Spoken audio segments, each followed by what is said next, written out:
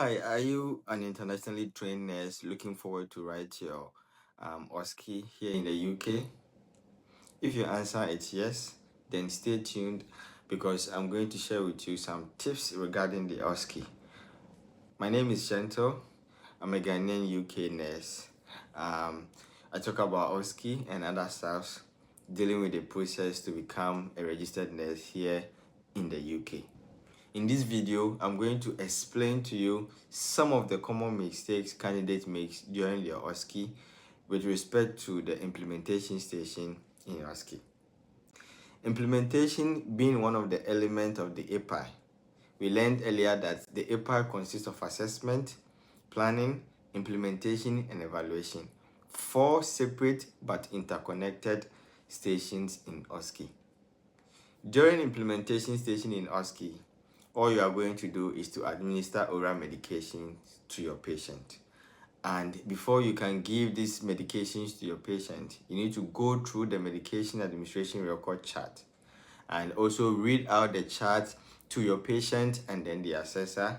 And then you need to confirm whether the prescription that you are reading is valid for you to proceed and administer that medication. Once you consider those prescriptions to be valid, you then proceed to administer the medications to your patient by getting the right medication and also verifying that that medication has not expired, then it is in a good shape for your patient to take. Then after that, you proceed to what? You check all the elements are okay, then you give the medications to your patient.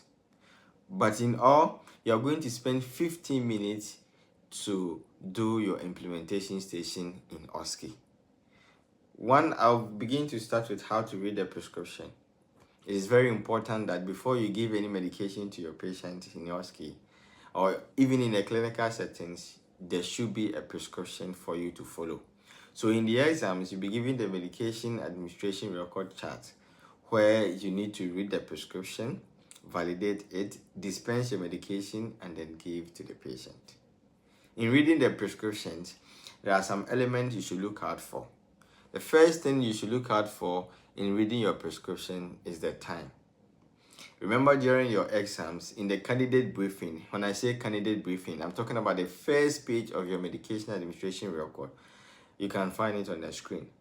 On this page, they give you all the instructions you need to follow during your 15 minutes medication administration to your patient, which talks about the ward, who you are, where you are, and then your date and time.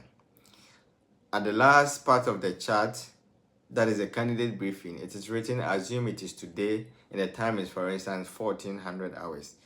This means that you are going to give medications that are due at 1400 hours and any other medication that may be legible for you to give during that implementation station.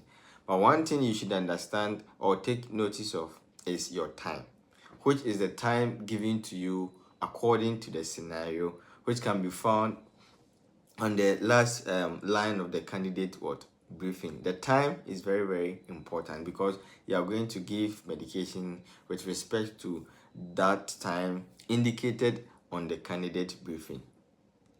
After getting to know the time of your medication administration, one thing you should also look out for is the elements that come into contact to validate a prescription. One of the important elements that validate a prescription is the prescriber's signature and prescriber's name. So if you read a prescription and the prescriber's signature and blip number and the print name are not present, that prescription is not valid. However, in the community settings, you would find the prescriber's name and then signature and then date, which will validate the prescription of that patient you are coming to administer their medications. If you don't find these elements in your prescription, then it means the prescription is not valid. You are not supposed to give that kind of medication. So aside getting to know your time, you should also know the element that validate or invalidate the prescription. Indication does not invalidate a prescription. duration does not invalidate a prescription. The presence of pharmacy check does not also invalidate a prescription. So if pharmacy check is not there, if start dates, stop date, duration, if all these elements are not there, the prescription is still valid. One of the critical things that invalidate the prescription is the wrong dose, absence of prescriber's signature and belief number and then print name, absence of the dose, absence of the right medication. Other than that, the prescription is valid and then you should be able to proceed and give that medication. So these are the two things you should look out for. One, the time, and the two, validity of the prescription. What is the third one? The third one, I'm going to talk about right medication. So after reading the prescription and getting to know that this prescription is valid, all elements are intact, you then need to proceed to the medication cupboard and then take the medication according to the prescription. And before you do that, you need to validate the medication as well. So the medications in OSCE are arranged in an alphabetical order from A to Z, A, B, C, D, up to Z. So the first letter of the medication you're about to administer, for instance, paracetamol, which is P. You go to the P column and then you pick your paracetamol. Then you need to mention the name of the medication you have taken. You acknowledge the presence of the batch number and also states the validity of the medication, because to give medications to your patient, you need to make sure that that medication is what? Safe. It has not expired. So you need to mention the expiry date of that medication you are giving to the patient. So that is the third thing I would like to talk about. In OSCE, many candidates fail to validate the medication, and in this instance, you will fail the implementation station, because right medication is one of the rights under the 10 rights of medication administration.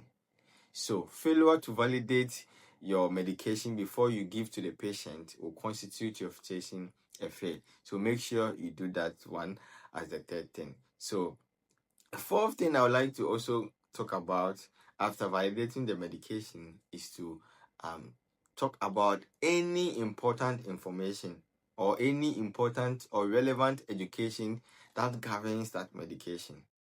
If you have watched my previous videos, you understand this. There are some medications that need special educations and instructions to be given to the patient. For instance, if you are giving blood pressure medications, you need to confirm from the assessor the current blood pressure of your patient, which is very important. There are other educations you need to do as well. Check out our previous videos and you get to know them. The fourth thing you should do is this. Make sure you know the medications you are coming to administer to your patient and give any relevant information to the patient before you administer the medication. This leads us to the fifth thing.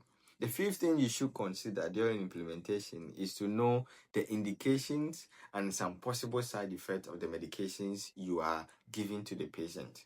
You should know the indication, the uses of that medication according to patient's scenario, and also know some possible side effects of the medications you are about to administer to the patient. That is the fifth most important things you need to know during your implementation station in OSCE, because failure to give indication and possible side effects of your patient medication constitute your station a fail. So you need to make sure that the medication you are about to give, you know the indications and some possible side effects. And in the exams, they've provided you with materials that may assist you to know some of the indications and possible side effects of the medications. That is why they have introduced an app called BNF, which will be available on a tablet, a mobile device during your exam. So if you are not sure about the indications and some possible side effects of your patient medication, please do well to use the BNF. Spend some few seconds, use the BNF to get the medications, indications, and the possible side effects so that you can communicate effectively with your patient. The sixth thing you should do is to know how best your patient swallow their medication. Also confirm from the patient to know that you are still with the right patient by doing your second ID check.